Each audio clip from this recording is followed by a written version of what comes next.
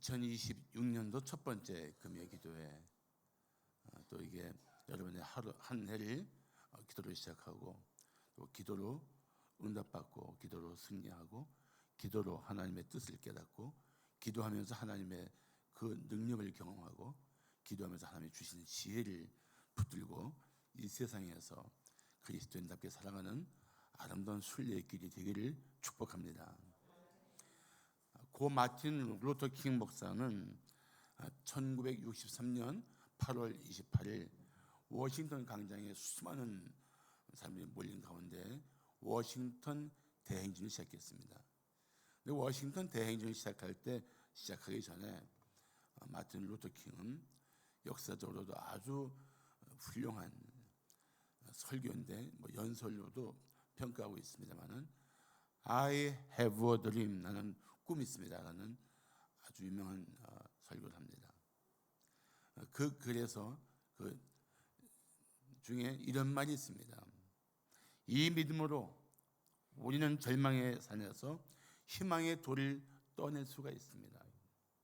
이 믿음으로 이 절망의 땅에서, 절망의 늪에서 희망을 캐낼 수 있다고 그는 아주 당당하게 그리고 단호하게 외쳤습니다. 그의 그 글을 보면 아시지만 그는 도저히 누구나 다 이루어질 수 없는 일이고 포기하는 것이 현실적이라고 말할 때 이 흑백 차별의 이 심각한 문제를 깨트릴 수 있는 하나님의 은혜가 임할 것을 믿고 외쳤던 것입니다. 정말 그 당시에만 해도 상상을 초월한 흑백 차별이 있었습니다.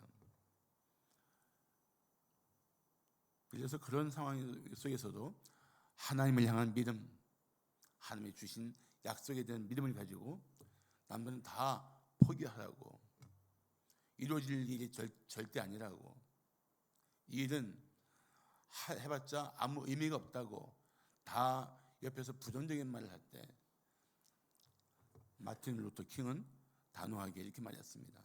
하나님이 내게 주신 믿음으로 나는 시작할 거라고. 결국은 어떻게 됐습니까?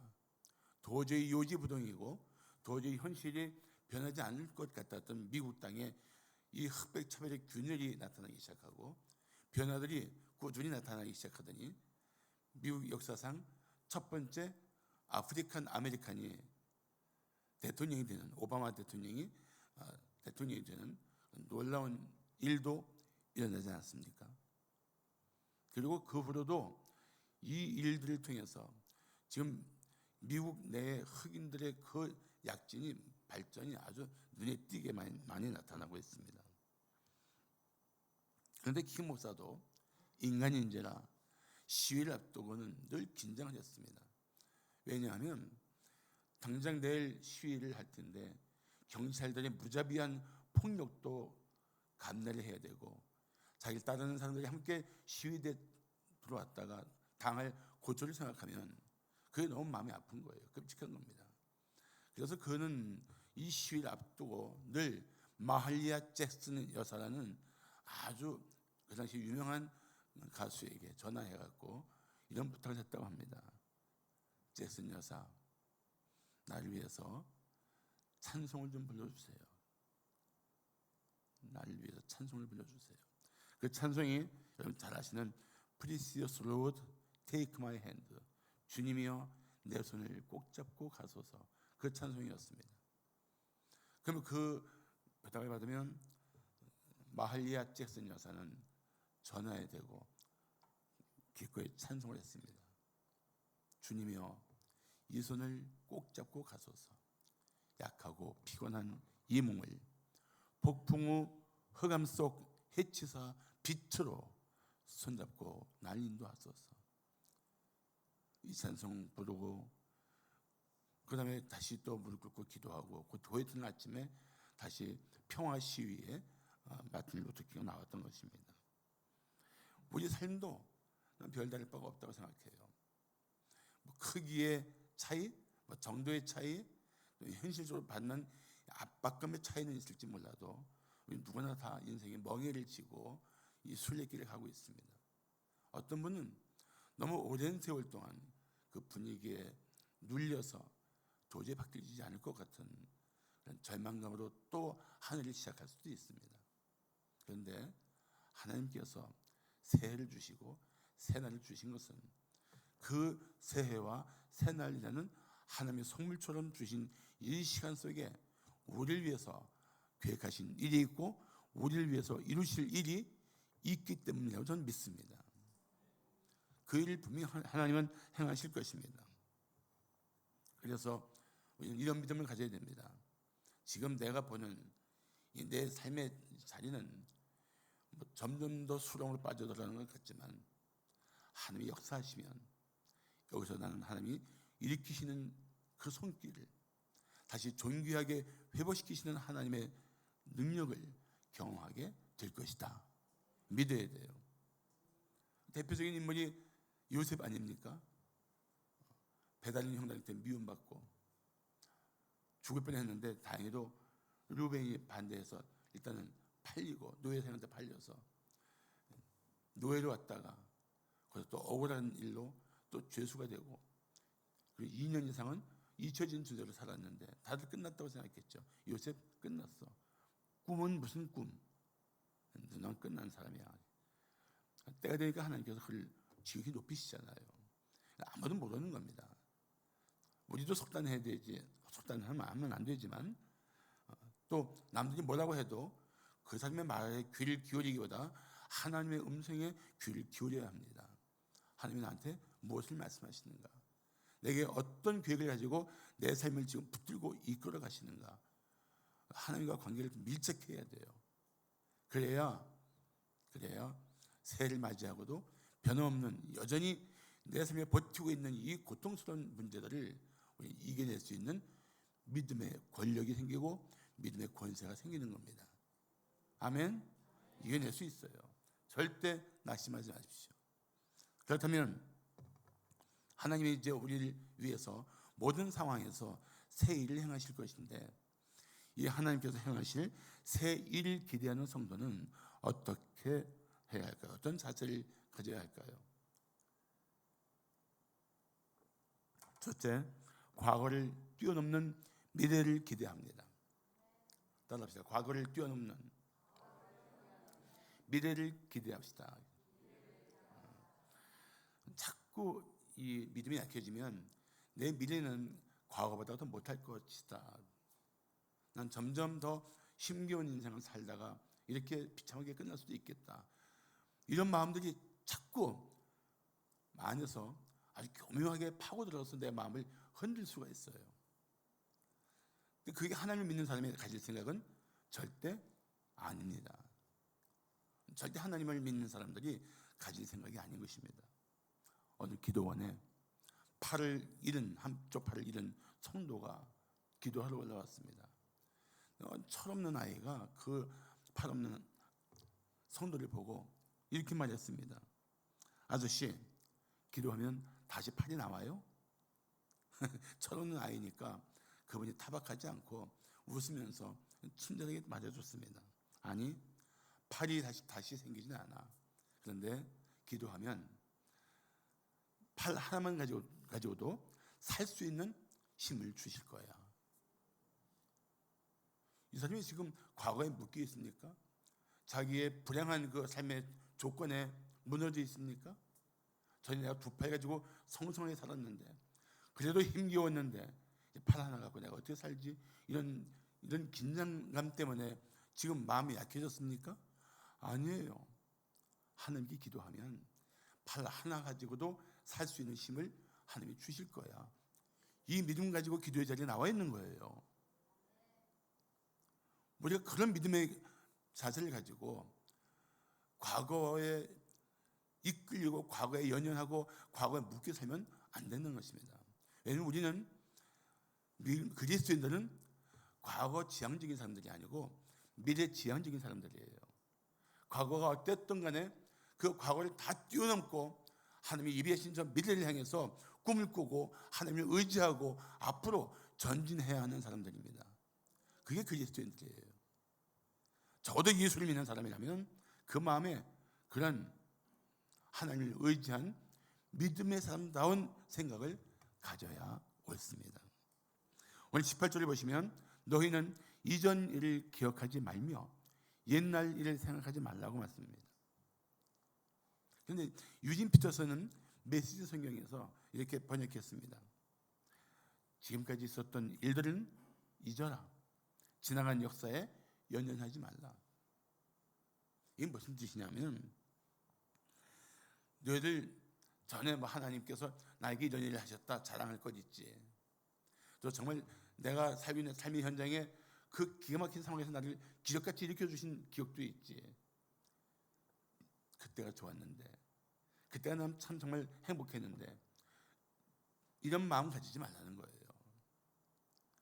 과거가 다가 아니라는 거예요. 미래에 더 놀라운 일, 더 놀라운 하나님의 역사, 더 크신 하나님의 뜻이 펼쳐질 것을 바라보라는 것입니다.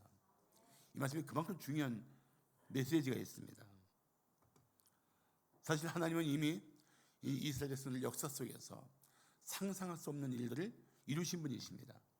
이사야 43장 16절 17절을 보시면 나 여호와가 이같이 말하노라.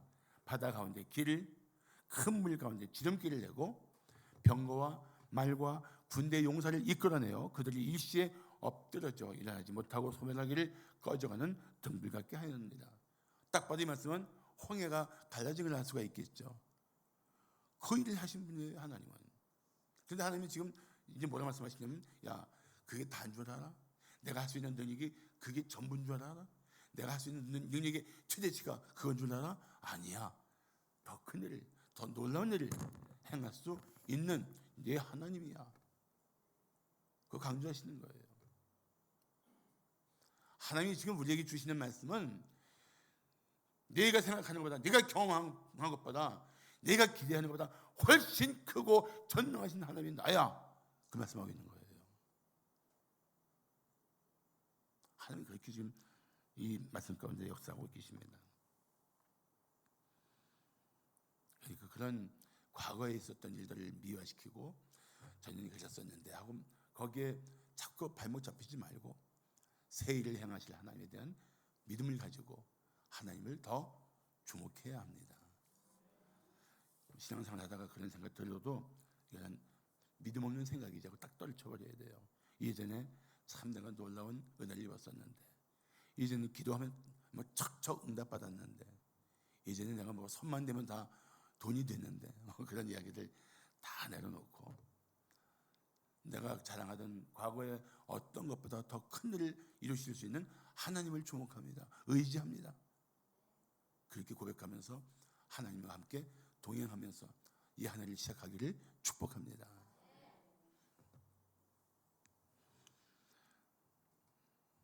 하나님 말씀하신 게 무엇입니까?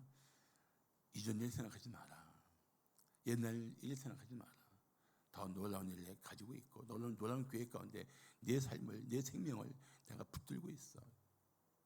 네 주변에 너를 무너뜨릴 것 같은 사람들, 네 주변에 너를 좀 힘겹게 하는 사람들, 그 사람들에 의해서 네 삶이 좌지우지 되는 게 아니고 나 하나님, 내 하나님이 하실 거야.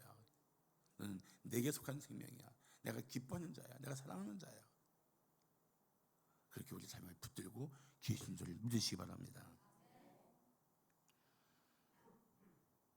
그래서 우리가 경험한 것과 비교할 수 없는 놀라운 일을 계획하신 하나님, 금년 한 해 동안에 그 일을 나타내 주시옵소서.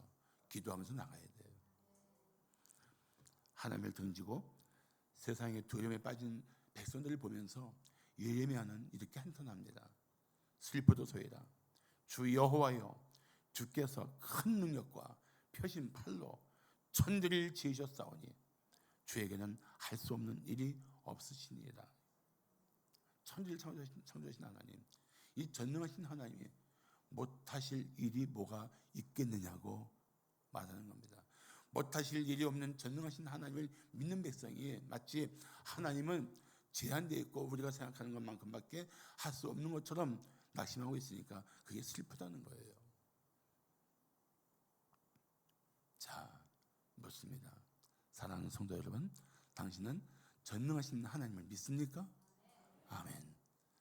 그렇다면 당신의 지난날 무엇보다도 비교할 수 없는 새로운 계획 가운데 여러분 삶을 이끌어 가실 하나님을 의지하시고 이겨내시기를 축복합니다. 자, 하나님의 새해를 기대하는 성도는 어떤 사실을 가질까요? 둘째, 상황을 압도하는 소망을 품습니다. 따라합시다. 상황을 압도하는 소망을 품읍시다. 사실 신앙생활이라는 것이 재밌는 게 믿음을 잃고 상황에 압도될 것인가, 아니면 믿음을 가지고 상황을 압도할 것인가, 그 선택의 자리에 설 때가 참 많습니다. 잘 생각해 보세요. 내가 지금 눈에 보이는, 좀 다가오고 있는 예측 가능한 이 삶의 상황 때문에 내가 지금 압도되어 있는가? 점점 내가 숨 막힐 것 같은 두려움을 느끼고 있는가? 아니면 상황이 어떻든지 간에 나를 사랑하시는 하나님을 힘입어 이겨낼 수 있다는 그 믿음으로 상황을 압도할 만한 기세를 가지고 있는가? 그 차이가 분명히 있다고 믿습니다. 그건 다른 거예요. 오늘 19절 보시면, 보라, 내가 새 일을 행하리니 이제 나타낼 것이라. 너희가 그것을 알지 못하겠느냐?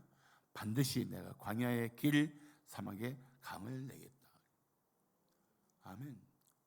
아버님 말씀이 좋으니까 다시 한번 다 같이 한번 봉독합시다. 시작. 보라, 내가 새 일을 행하리니 이제 나타낼 것이다. 너희가 그것을 알지 못하겠느냐? 반드시 내가 광야의 길을, 사막의 강을 내리니. 아멘. 하나님께서 말씀하신 게 뭐예요? 내가 너희를 위해서 새 일을 계획하고 있어. 근데 그 새 일은 이제 곧 나타날 거야. 너희 생애 가운데 내가 계획한 새 일을 너희는 경험할 거야. 근데 그게 너희가 전에 경험했던 것과 비교할 수 없는 것이 될 거야. 광야, 사막, 이 성지 순례를 다니고 그 현장을 가보면은 어떤 생각이 드냐면은 요단강연은 뭐 말할 것도 없어요. 정말 요단강연은 뭐 죽으러 들어가는 것 아니면 들어갈 이유가 전혀 없는 곳입니다. 그런데 광야, 사막, 오늘 본문 19절에 나오는 이 두 단어는 무엇을 의미하냐면은 하나님의 은혜가 없이는 생존 불가능한 땅, 이런 뜻이에요. 자, 그럼 거꾸로 얘기할 수 있죠. 그럼 하나님의 은혜만 있으면 우리는 광야에서도 사막에서도 생존이 가능할까요? 아멘, 가능해요. 그런데 우리가 단지 생존을 위해서 사는 사람들입니까? 아니에요. 우리는 단지 생존에 급급한 인생이 아니라 그 생존하게 하신 그 삶의 자리에서 하나님의 영광을 드러내야 할 사람들이에요. 그러니까 광야에서 우리는 하나님이 함께 하시면 생존을 뛰어넘어서 내 존재 가치를 높여서 주님께 영광을 돌릴 수 있고, 사막이라도 사느냐 죽냐 하는 문제로 전전긍긍하는 게 아니고 거기서도 하나님의 영광을 높이고 하나님의 이름을 높일 수 있는 삶이 얼마든지 가능하다는 사실을 믿으시기 바랍니다. 그게 우리가 가져야 할 믿음이에요. 광야냐 사막이냐가 중요한 것이 아니고 지금 내가 살고 있는 삶의 자리에 전능하신 하나님이, 나를 지극히 사랑하시는 하나님이 지금 나와 함께하고 계신가, 그것이 중요한 거예요. 거기에 초점 딱 맞춰놓으면 그다음부터는 여러분들 삶이 달라집니다. 상황을 압도하는 믿음이 여러분 마음을 가득 채울 거예요. 그래서 두려움을 이길 수 있는, 불안한 마음을 이길 수 있는, 막연한 삶에 대한 그 긴장을 내려놓을 수 있는 믿음이 주는 평강, 믿음으로부터 오는 그 평안이 여러분 마음속에 삶의 자리에 나타나게 될 줄로 믿습니다.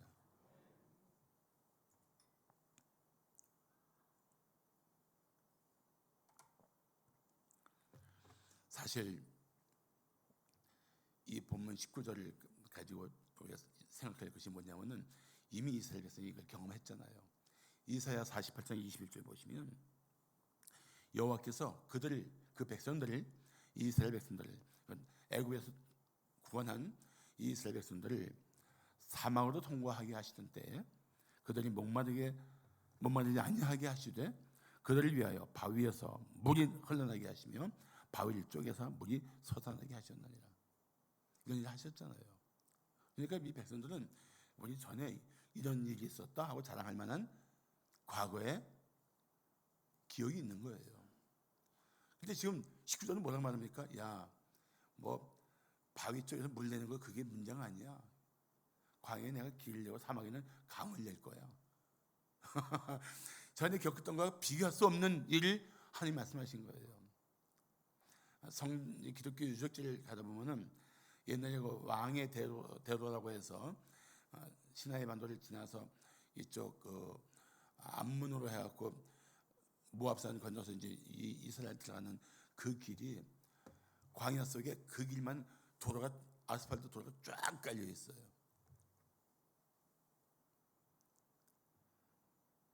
인간도 할 수 있는 일을 하나님이 못 하시겠습니까?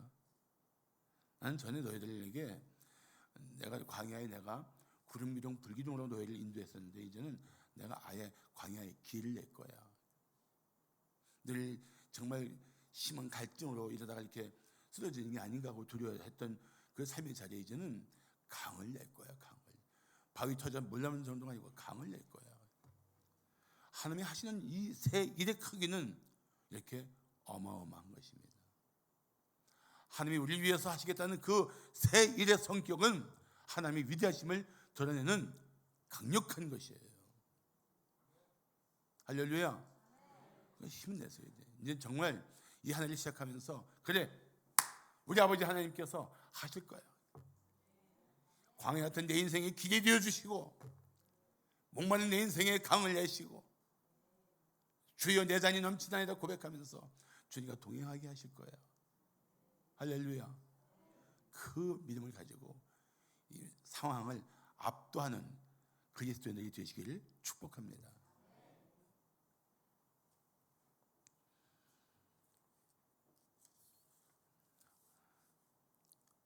어느 선교사가 정글에서 원주민의 도움을 받아갖고 건너마을로 가게 되었는데 앞에 밀림이 아주 심해갖고 어떻게 갈 생각이지? 궁금했던 거예요. 그래서 물었습니다. 길이 어디요?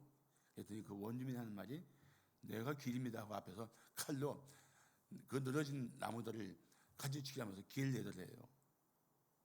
그래서 그때 이 선교사가 뭘 깨달았냐면은 도저히 출구가 안 보이고 피할 곳도 안 보이는 내 상황 속에서 하나님이 내 길이 되어주시고 하나님이 나를 도우시면 내가 얼마든지 하나님이 계획하신 그 길로 갈 수 있겠구나. 그 믿음을 갖게 되었대요. 여러분들 오늘 그 믿음으로 충만하시기를 축복합니다. 그 믿음 가지고 오늘 기도하셔야 돼요. 그러니까 오늘은 기도가 죽겠어요가 아니고 죽게 있어요 하고 기도해야 돼요. 아멘? 죽게 있어요. 하나님은 우리를 위해서 얼마든지 경이로운 일을 행하실 수 있는 하나님이십니다. 그래서 욥기 23장 13절 14절 보시면 하나님은 뜻이 일정하시니 누가 능히 돌이키랴. 그의 마음에 하고자 하시는 것이면 그것을 행하시나니 그런즉 내게 작정하신 것을 이루실 것이라. 이런 일이 그에게 많이 있느니라. 어쩌다 있는 것이 아니고 간간히 있는 게 아니고 하나님 이런 일들을 우리를 위해서 얼마든지 풍성히 행하실 수 있는 하나님이라는 것입니다. 여러분 그런 찬송 있잖아요. 나는 믿네. 그게 무슨 가사에 있습니까? 내 앞에 바다가 갈라지지 않으면 주가 나로 바다 위 걷게 하리. 그게 바로 우리가 경험했던 것 이상의 하나님의 능력을 믿는 믿음이에요. 그 믿음이 여러분들에게 새해를 기대하는 새해를 맞이하게 할 줄로 믿습니다. 마지막으로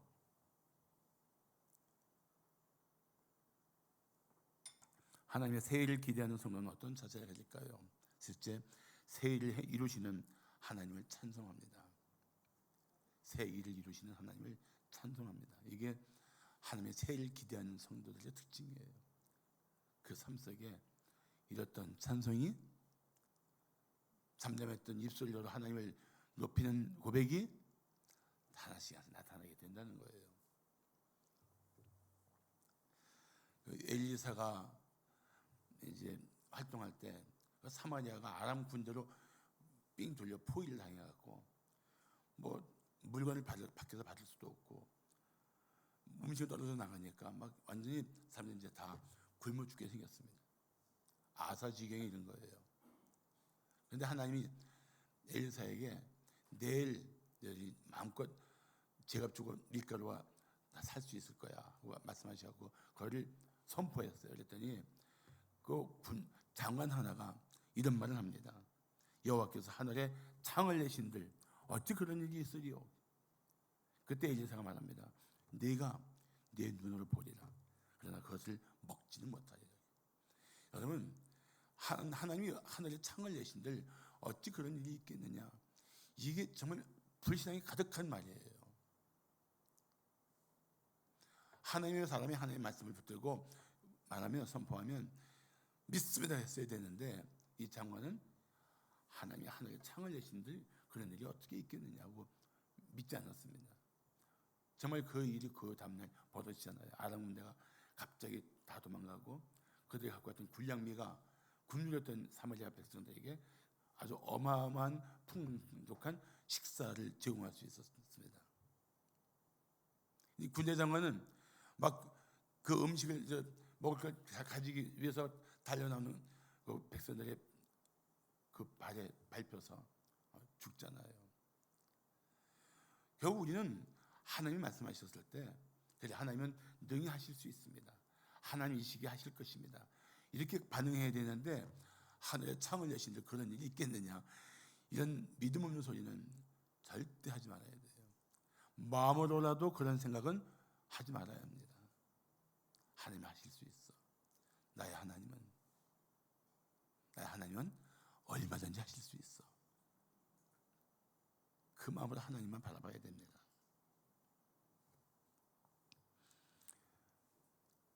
애굽 군대가 뒤에서 막 정예 부대가 막 덮칠듯이 달려들고 앞에는 홍해가 딱 버티고 있을 때에도 백성들은 죽었다 싶었는데 근데 그 홍해가 갈라지면서 그들에게는 생명의 길이 됩니다. 그리고 그들 따라오던 애굽에게는 사망의 길이 됩니다. 그 일을 벗어난 후에야 백성들이 주님께 하나님이 하신 놀라운 일을 가지고 찬송합니다. 그게 출애굽기 15장에 나오는데 그 중에 11절 보시면 여호와여 신중에 주와 같은 자가 누구니까 주와 같이 거룩함으로 영광스러우며 찬송할 만한 위엄이 있으며 기이한 일을 행하는 자가 누구니까 찬양하기 시작하는 거예요. 소고치고 춤추면서.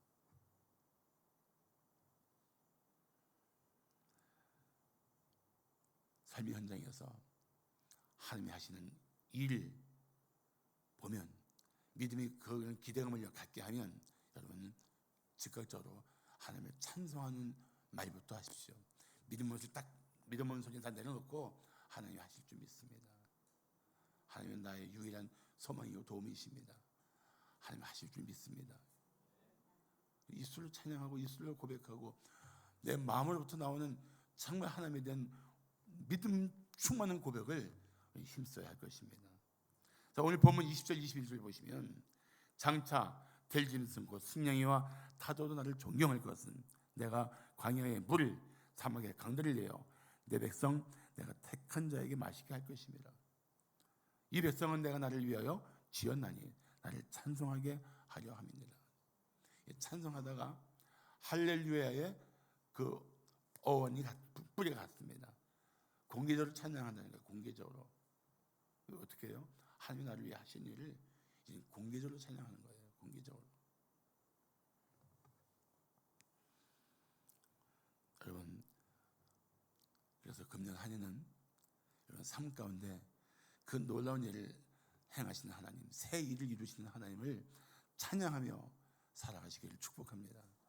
시편 145편 3절 4절을 말씀하기를 여호와는 위대하시니 크게 찬양할 것이라 그의 위대하심을 측량하지 못하리로다. 대대로 주께서 행하시는 일을 크게 찬양하며 주의 능한 일을 선포하리로다. 할렐루야.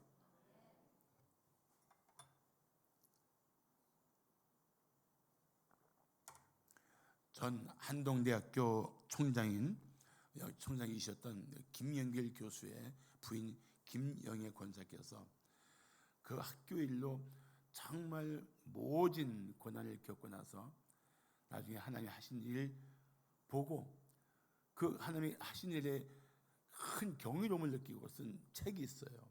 그 책 제목이 갈대상자입니다. 그래서 서문에 보면 그 김영애 권사가 이런 글을 썼습니다. 개교 전부터 앞이 보이지 않는 출발이었다. 보이지 않는 길을 따라가면서 시간이 가면 차차 나아지리라 생각했다. 그러나 갈수록 길은 어둡고 좁아지기만 했다. 우리의 다리는 휘청거렸고 고통과 두려움은 커져만 갔다. 인간이란 누구나 태생적으로 자기 중심적으로 살도록 학습되어져 온 존재이기 때문에 하나님의 부르심을 받은 사람들은 누구나 독특한 훈련을 받는 것 같다.